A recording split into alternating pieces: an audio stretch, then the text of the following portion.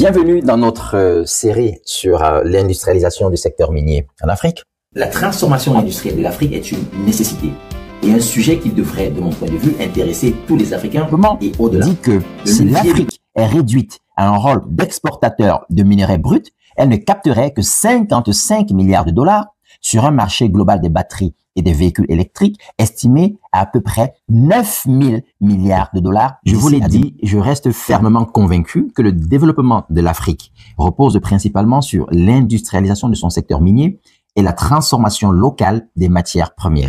Le secteur minier, ce n'est pas juste creuser et extraire. C'est un écosystème complexe qui demande des métiers. Il est important de bien comprendre que le développement des infrastructures ne peut pas être à la seule responsabilité de l'industrie minière. Mais les acteurs doivent être accompagnés par les acteurs politiques, économiques, de la société civile. Nous devons penser l'énergie comme un levier de transformation industrielle. De la même manière que je pense l'industrialisation du secteur minier comme un levier de transformation et de souveraineté du continent. Nous devons construire des partenariats entre les entreprises, les institutions, les universités, les écoles spécialisées et surtout intégrer la diaspora dans ce grand stratégique. Si nous voulons transformer localement nos minerais, si nous voulons créer des usines, si nous voulons développer des chaînes de valeur, si nous voulons créer des emplois durables, il nous faut une énergie moins chère, plus fiable et accessible. Des revenus. Une partie des matières premières brutes continuera d'être exportée pour générer du cash rapidement, pour réguler les marchés des matières premières et éviter toute tension géopolitique. Effectivement, la transformation d'une partie des matières premières en produits semi-finis ou finis va permettre de créer plus de richesses et donc de vendre des produits moindres. C'est que la transformation locale va permettre à l'Afrique de s'affranchir de la volatilité des prix des matières premières qui ne dépendent pas du continent.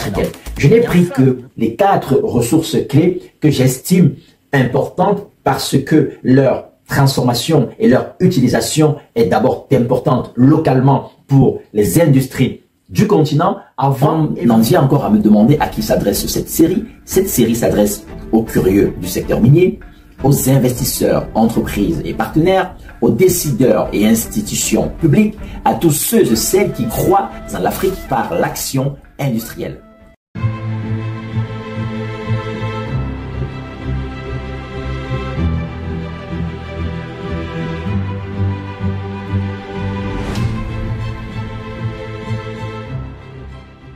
Notre vision repose sur 3 principes clés.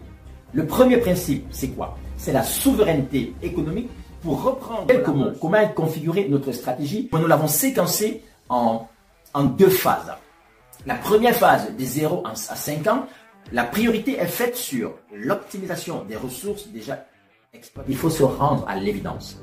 Un pays seul ne vaut absolument rien face aux ordres tels que la Chine, les États-Unis, la Russie, l'Union européenne. Voilà pourquoi les pays partageant des réalités économiques, géographiques et culturelles communes, la situation géopolitique actuelle, la transition énergétique et l'intelligence et le développement de l'intelligence artificielle donnent à l'Afrique l'occasion de repenser son avenir industriel microscopique. Cette stratégie ouvre un vaste champ d'opportunités. D'abord pour les jeunes, à travers la formation, les emplois qualifiés, l'entrepreneuriat minier, les métiers industriels et de la recherche et développement. Industriel. L'enjeu ici n'est pas juste économique. Il est stratégique, il est géopolitique, il est générationnel.